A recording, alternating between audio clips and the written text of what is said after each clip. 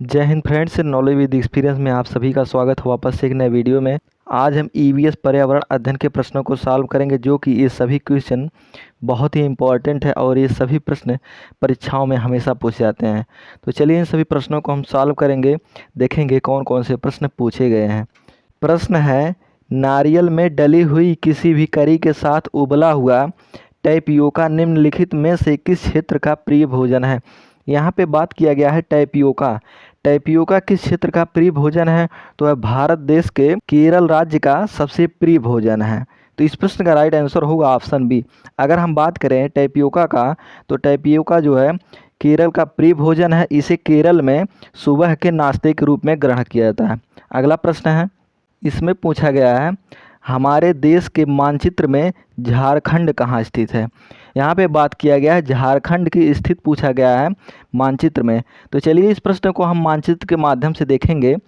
झारखंड की स्थिति पूछी गई है। तो यहाँ पे हम ऊपरी हिस्से को उत्तर की दिशा मान लेते हैं, और इस साइड में पूर्व की दिशा को, और इस साइड में पश्चिम की दिशा को, और नीचे जो है दक्षिण की दिशा को। यहाँ पे देखेंगे बिहार के दक्षिण में और उड़ीसा के उत्तर में यहाँ पे स्थित है झारखंड। तो ऑप्शन में हम देखेंगे क्या क्या दिया गया है। एक ऑप्शन मिल रहा है ओडिशा के उत्तर में। कहाँ पे? ओडिशा के उत्तर में। हमारे देश के मानचित्र में झारखंड जो कि यह ओडिशा के उत्तर में स्थित है। इस प्रश्न का राइट आंसर होगा ऑप्शन डी। अगला प्रश्न, इसमें पूछा गया है, निम्नलिखित में से पेट्रोलियम से क्या प्राप्त नहीं होता है। यहाँ पे बात किया गया है पेट्रोलियम के बारे में। तो पेट्रोलियम से क्या नहीं प्राप्त होता है? तो वह क्या नहीं प्राप्त होता है? कोयला। कोयला जो कि पेट्रोलियम से नहीं प्राप्त होता। इस प्रश्न का राइट आंसर होगा ऑप्शन ए। अगर हम बात करें पेट्रोलियम से क्या क्या प्राप्त किया जाता है, डीजल, मोम, ग्रीस, जो कि यह पेट्रोलियम से प्रभाजी आसवन द्वारा प्राप्त किया जाता है। लेकिन यहाँ पे पूछा गया है पेट्रोलियम से क्या प्राप्त नहीं किया जाता है। तो यहाँ पे जो है कोयला यह जो है नहीं प्राप्त किया जाता है। बाकी डीजल, मोम, ग्रीस ये सब प्राप्त किए जाते हैं। अगला प्रश्न, इसमें पूछा गया, निम्नलिखित में से त्योहारों के उस समूह को चुनिए जिन्हें पूर्णिमा को मनाया जाता है। तो पूर्णिमा को कौन कौन सा त्यौहार मनाया जाता है? पूर्णिमा के दिन जो है होली, रक्षाबंधन और गुरु नानक जयंती मनाई जाती है। इस प्रश्न का राइट आंसर होगा ऑप्शन डी। अगर हम बात करें पूर्णिमा के दिन होता क्या है, तो पूर्णिमा के दिन पूरा चाँद जो आसमान में दिखता है, और इस रात अन्य रातों की अपेक्षा चाँद की रोशनी अधिक होती है। तो इस प्रश्न का राइट आंसर होगा ऑप्शन डी। अगला प्रश्न है, इसमें पूछा गया, निम्नलिखित राज्यों के समूहों में से किस एक समूह के समुद्र तट अरब सागर पर स्थित हैं। तो इस प्रश्न को चलिए हम मानचित्र के माध्यम से देखेंगे। देखिए यहाँ से पश्चिमी समुद्री तट को अरब सागर कहा जाता है। पश्चिमी समुद्री तट को अरब सागर कहा जाता है, जबकि पूर्वी समुद्री तट को तमिलनाडु से पश्चिम बंगाल तक समुद्री तट को बंगाल की खाड़ी कहा जाता है। तो प्रश्न में पूछा गया है, पश्चिमी समुद्री तट अरब सागर के किनारे राज्य कौन कौन से स्थित होते हैं। एक गुजरात हो गया, दूसरा महाराष्ट्र, तीसरा है गोवा, चौथा है कर्नाटक, पांचवा है केरला। तो ये जो कि 5 राज्य जो है पश्चिमी समुद्री तट पर अरब सागर पर स्थित हैं। तो चलिए इसमें देखते हैं ऑप्शन कौन कौन सा दिया गया है। तो इसमें एक ऑप्शन मिल रहा है केरल, कर्नाटक, गुजरात पश्चिमी समुद्र तट पर अरब सागर पर स्थित होते हैं। इस प्रश्न का राइट आंसर होगा ऑप्शन बी। अगला क्वेश्चन है, इसमें पूछा गया, भारत में बिहार के संदर्भ में जम्मू कश्मीर एवं गोवा की स्थिति क्या है। तो यहाँ पे पूछा गया बिहार के संदर्भ में। अगर हम बिहार से होकर के देखेंगे तो जम्मू कश्मीर की और गोवा की स्थिति क्या है। तो इस प्रश्न को चलिए हम मानचित्र के माध्यम से देखेंगे। प्रश्न में पूछा गया बिहार के सापेक्ष गोवा की स्थिति, जो कि गोवा यहाँ पे स्थित है और जम्मू कश्मीर यहाँ पे स्थित है। सबसे पहले हम जम्मू कश्मीर की स्थिति देखेंगे, जो कि है उत्तर पश्चिम की दिशा में स्थित है। कहाँ पे? उत्तर पश्चिम की। जबकि गोवा यह दक्षिण पश्चिम की दिशा में स्थित है। कहाँ पे? दक्षिण पश्चिम की दिशा में। तो ऑप्शन में हम देखते हैं क्या क्या है। एक ऑप्शन हमें मिल रहा है उत्तर पश्चिम और दक्षिण पश्चिम की दिशा में। तो इस प्रश्न का राइट आंसर होगा ऑप्शन ए। बिहार के संदर्भ में जम्मू कश्मीर एवं गोवा की स्थिति उत्तर पश्चिम और दक्षिण पश्चिम में होगी। अगला प्रश्न, क्वेश्चन नंबर 7 में है वाष्पीकरण की प्रक्रिया निम्नलिखित में से किस स्थिति में सबसे धीमी होगी। इस प्रश्न का राइट आंसर होगा ऑप्शन बी, सतह क्षेत्र और तापमान दोनों में कमी होने पर वाष्पीकरण की प्रक्रिया सबसे धीमी होगी। तो सबसे पहले हम जान लेते हैं वाष्पीकरण क्या होता है। किसी यौगिक का द्रव अवस्था से गैस अवस्था में परिवर्तन वाष्पीकरण कहलाता है। क्या? द्रव अवस्था से गैस अवस्था में परिवर्तन होना वाष्पीकरण कहलाता है। तो इस प्रश्न का राइट आंसर होगा ऑप्शन बी। अगला प्रश्न है, भारत में किस क्षेत्र में स्थानांतरित खेती करने का रिवाज है। क्या पूछा गया है? स्थानांतरित खेती के बारे में। सबसे पहले हम जान लेते हैं स्थानांतरित खेती को एक और नाम से जानते हैं जिसे हम झूम खेती कहते हैं। क्या? झूम खेती। यह किस क्षेत्र में होती है? स्थानांतरित खेती या झूम खेती यह किस क्षेत्र में होती है? तो यह उत्तर पूर्वी क्षेत्र में। कहाँ पे? उत्तर पूर्वी क्षेत्र में होती है। तो इस प्रश्न का राइट आंसर होगा ऑप्शन सी।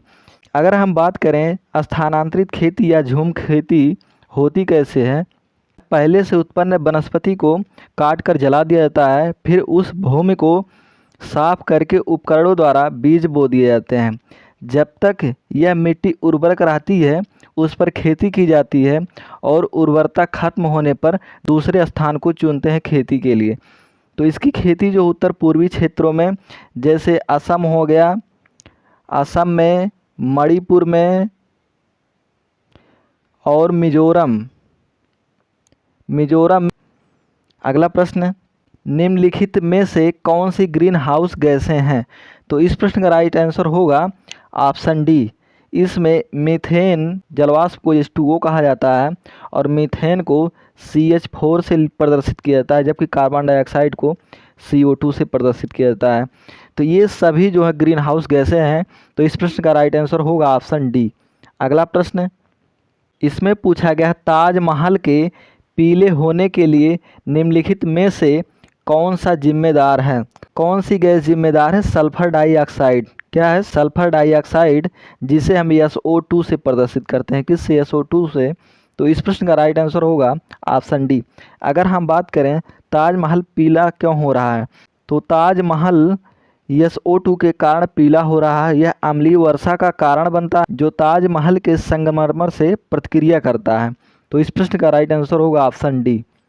अगला प्रश्न है, इसमें पूछा गया है निम्नलिखित में से कौन सी अदिश राशि है? तो वह कौन सा अदिश राशि होता है? द्रव्यमान। क्या है? द्रव्यमान। यह अदिश राशि होती है। इस प्रश्न का राइट आंसर होगा ऑप्शन सी। अगर हम बात करें अदिश राशि के बारे में, इसमें क्या होता है? जिसमें केवल परिमाण होता है। क्या होता है? परिमाण। किसके बारे में बात होगी? परिमाण के बारे में। वह अदिश राशि होगी। जैसे द्रव्यमान हो गया, जैसे चाल, दूरी और द्रव्यमान, ये सभी कौन सी राशियां होती हैं? ये सभी अदिश राशियां। तो इस प्रश्न का राइट आंसर होगा ऑप्शन सी। अगला प्रश्न, इसमें पूछा गया है एक ऐसी वस्तु जिसमें से कोई प्रकाश किरण नहीं जा सकती है, क्या कहलाती है? तो वह जो होता है अपारदर्शी। अपारदर्शी वस्तु से कोई भी प्रकाश की किरण नहीं जा सकती, इसलिए इस प्रश्न का राइट आंसर होगा ऑप्शन सी। अगला क्वेश्चन, इस प्रश्न में पूछा गया है निम्नलिखित में से कौन सा राज्य जम्मू और कश्मीर के पड़ोसी राज्य हैं? तो इस प्रश्न को हम मानचित्र के माध्यम से देखेंगे। इसमें पूछा गया है जम्मू कश्मीर के कौन से पड़ोसी राज्य हैं? तो जम्मू कश्मीर एकदम उत्तरी छोर पर स्थित है, जो कि इसके पड़ोसी राज्य जैसे पंजाब हो गया और हिमाचल प्रदेश, इसके दो ही पड़ोसी राज्य हैं, पंजाब और हिमाचल प्रदेश। ऑप्शन में मिल रहा है हिमाचल प्रदेश और पंजाब, जो कि ये जम्मू और कश्मीर के पड़ोसी राज्य हैं। इस प्रश्न का राइट आंसर होगा ऑप्शन बी। अगला प्रश्न, क्वेश्चन नंबर 14 है निम्नलिखित में से मच्छरों द्वारा फैलने वाले रोगों का समुच्चय कौन सा है? अर्थात वह समूह कौन सा होगा जो मच्छरों द्वारा रोग फैलता है? तो वह क्या होगा? ऑप्शन डी होगा इसमें। कौन सा? ऑप्शन डी, जिसमें डेंगू, मलेरिया और चिकनगुनिया ये तीनों जो है मच्छरों के काटने से फैलते हैं। तो इस प्रश्न का राइट आंसर होगा ऑप्शन डी। अगला प्रश्न है, इसमें पूछा गया है घटपर्णी पौधा या नेपेंथीज है क्या? तो सबसे पहले हम जानेंगे घटपर्णी पौधा या नेपेंथीज पौधा क्या है। तो घटपर्णी पौधे को हम कई नाम से जानते हैं, जैसे एक घटपर्णी पौधा के नाम से, एक नेपेंथीज के नाम से और एक कीटभक्षी पौधे के नाम से। क्या? कीटभक्षी पौधे के नाम से भी जानते हैं। यह एक कीटभक्षी पौधा होता है जो कि यह कीटों को खाता है। तो सबसे पहले हम बात करें, यह भारत में मेघालय में पाया जाता है। कहाँ? मेघालय में। ये ऐसे स्थानों पर उगते हैं जहाँ पर नाइट्रोजन की कमी रहती है। तो इनका आकार जो है घड़े जैसा होता है। ये कीटों को आकर्षित करने के लिए एक गंध छोड़ते हैं और इन कीटों को खा करके अपने पोषक तत्वों को पूरा करते हैं। तो इस प्रश्न का राइट आंसर होगा ऑप्शन सी। क्या? मेढकों, कीड़ों मकोड़ों और चूहों को चालाकी से फंसाकर खा जाते हैं। इस प्रश्न का राइट आंसर होगा ऑप्शन सी। अगला प्रश्न, नीचे दिए गए खाद्य पदार्थों के किस समुच्चय में लौह तत्व प्रचुर मात्रा में होता है? लौह तत्व जिसे हम आयरन भी कहते हैं। क्या? आयरन। तो वह कौन सा समूह होगा? आंवला, पालक, गुड़। कौन सा? आंवला, पालक, गुड़ में आयरन की मात्रा सबसे अधिक होती है। तो इस प्रश्न का राइट आंसर होगा ऑप्शन ए। अगला प्रश्न, क्वेश्चन नंबर 17, हमारे देश में लगभग सभी भागों में मिर्च का उपयोग भोजन पकाने में किया जाता है। हमारे देश में मिर्च को लाने व्यापारी आए थे। हमारे देश में यह मिर्च कहाँ से आया था? दक्षिण अमेरिका से आया था। कहाँ से? दक्षिण अमेरिका से। तो इस प्रश्न का राइट आंसर होगा ऑप्शन बी। अगला प्रश्न है, इसमें पूछा गया है, निम्नलिखित में से कौन सा पक्षी नागफनी पौधे के कांटों में बीच अपना घोंसला बनाता है? तो उस पक्षी का नाम है फाख्ता पक्षी। कौन सा? फाख्ता। तो इस प्रश्न का राइट आंसर होगा ऑप्शन डी। अगला प्रश्न है, नीचे दिए गए जीवों में से कौन जीव मनुष्यों की तुलना में 4 गुना अधिक दूरी की वस्तुओं को देख सकते हैं? तो वे कौन से जीव हो सकते हैं या फिर कौन से पक्षी हो सकते हैं? जैसे चील हो गया, गरुड़, गिद्ध। तो इस प्रश्न का राइट आंसर होगा ऑप्शन सी। चील, गरुड़, गिद्ध की आँखों की बनावट ही इस प्रकार होती है कि वे बहुत दूर तक देख सकते हैं। अगला प्रश्न, मानव के पेट आमाशय रस की प्रकृति कैसी होती है जो भोजन के पाचन में सहायक होती है? तो आमाशय रस की प्रकृति कैसी होती है? अम्लीय होती है। क्या होती है? अम्लीय। इस प्रश्न का राइट आंसर होगा ऑप्शन सी, जो कि यह भोजन के पाचन में सहायक होती है। अगला प्रश्न क्या पूछा गया? बगुला भैंस पर बैठता है क्योंकि है। तो इस प्रश्न में पूछा गया है बगुला भैंस पर क्यों बैठता है या फिर इसमें कौन से संबंध पाए जाते हैं? तो बगुला तथा भैंस में सहजीवी का संबंध है। भैंस पर बगुले बैठे रहते हैं तो भैंस में जो पैरासाइट्स होते हैं उनको बगुला खाता है। इस प्रश्न का राइट आंसर होगा ऑप्शन ए। अगला प्रश्न, निम्नलिखित में से जड़ का कौन सा कार्य पौधे के लिए नहीं है? यहाँ पे पूछा गया है जड़ का कौन सा कार्य पौधे के लिए नहीं है। तो वह कौन सा नहीं होगा? भोजन भंडारण संचित करना, यह जो है यह जड़ का कार्य पौधे के लिए नहीं होगा।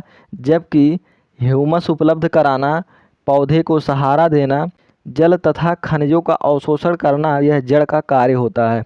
तो इस प्रश्न का राइट आंसर होगा ऑप्शन ए। अगला प्रश्न, कर्णम मल्लेश्वरी किस खेल के लिए जानी जाती हैं? तो यह एक अंतर्राष्ट्रीय खिलाड़ी हैं जो कि यह वेट लिफ्टर खेल से संबंधित हैं। तो इस प्रश्न का राइट आंसर होगा ऑप्शन डी। अगर हम बात करें कर्णम मल्लेश्वरी के बारे में, इनका जन्म आंध्र प्रदेश में हुआ था। कहाँ? आंध्र प्रदेश में इनका जन्म हुआ था। जब इनकी उम्र 12 वर्ष की थी तभी से ये भार उठाने का प्रयास कर रही थी। अगला प्रश्न, वर्ली एक पारंपरिक कला का प्रकार है। वर्ली नामक स्थान किस राज्य में है? तो वर्ली नामक स्थान जो है महाराष्ट्र में स्थित है। कहाँ? महाराष्ट्र में। इस प्रश्न का राइट आंसर होगा ऑप्शन ए। अगर हम बात करें वर्ली के बारे में तो यह महाराष्ट्र की पारंपरिक कला है जो कि यह जनजातियों द्वारा प्रचलित कला है। अगला प्रश्न, इसमें पूछा गया कुडुक कहाँ के लोगों की भाषा है? तो कुडुक कहाँ कहाँ बोली जाती है? झारखंड, उड़ीसा, बिहार, मध्य प्रदेश, छत्तीसगढ़ और पश्चिम बंगाल में जो है कुडुक भाषा बोली जाती है। तो इस प्रश्न का राइट आंसर क्या होगा? झारखंड। क्या? झारखंड। जो कि झारखंड में कुड़ुक भाषा बोली जाती है। इस प्रश्न का राइट आंसर होगा ऑप्शन डी। अगला प्रश्न इसमें पूछा गया है मधुबनी पेंटिंग कहाँ के लिए प्रसिद्ध है? तो मधुबनी पेंटिंग बिहार में प्रसिद्ध है। कहाँ? बिहार में। अगर हम बात करें मधुबनी पेंटिंग में क्या होता था, इसकी पेंटिंग घरों की दीवारों पर जैसे देवता, प्रकृति चित्रण, विवाह जैसे दृश्यों का चित्रण किया जाता था। अगला प्रश्न टैपियोका किस राज्य के लोग खाना पसंद करते हैं? तो किस राज्य के लोग? केरल राज्य के लोग। कहाँ के? केरल राज्य के लोग। इस प्रश्न का राइट आंसर होगा ऑप्शन सी, केरल में, जो कि सुबह में नाश्ते के रूप में ग्रहण करते हैं। अगला प्रश्न यहाँ पे पूछा गया है सरिस्का रणथंभौर राष्ट्रीय उद्यान किस जानवर के लिए प्रसिद्ध है? तो वह बाघों के लिए प्रसिद्ध है। किसके लिए? बाघों के लिए। अगर हम बात करें सरिस्का रणथंभौर राष्ट्रीय उद्यान किस राज्य में स्थित है? कहाँ पे? राजस्थान में। राजस्थान में सरिस्का रणथंभौर राष्ट्रीय उद्यान पाए जाते हैं। अगला क्वेश्चन टीबी रोग में क्या पूछा गया? टीबी रोग में कौन सी बैक्टीरिया पाई जाती है? तो टीबी रोग में जो कि माइकोबैक्टीरियम ट्यूबरकुलोसिस बैक्टीरिया पाई जाती है। तो इस प्रश्न का राइट आंसर होगा ऑप्शन बी। अगर हम बात करें टीबी को एक और रोग नाम से जानते हैं जिसे हम क्षय रोग भी कहते हैं। क्या? क्षय रोग के नाम से भी टीबी को जानते हैं। अगला प्रश्न मलेरिया रोग किस मच्छर के काटने से फैलता है? तो वह कौन सा मच्छर होता है? मादा एनाफ्लीज। इस प्रश्न का राइट आंसर होगा ऑप्शन सी। अगला प्रश्न इसमें पूछा गया सुल्तानपुर राष्ट्रीय उद्यान किस राज्य में स्थित है? तो सुल्तानपुर राष्ट्रीय उद्यान किस राज्य में स्थित है? इस प्रश्न का आंसर आप कमेंट करके ज़रूर बताइएगा। ये सभी प्रश्न काफ़ी इम्पोर्टेंट थे जो कि आपके C TET, UP TET, super TET परीक्षाओं में हर बार पूछे जाते हैं। अब वीडियो को अब यहीं पर समाप्त करते हैं। वीडियो को लाइक शेयर सब्सक्राइब जरूर करिएगा। जय हिंद।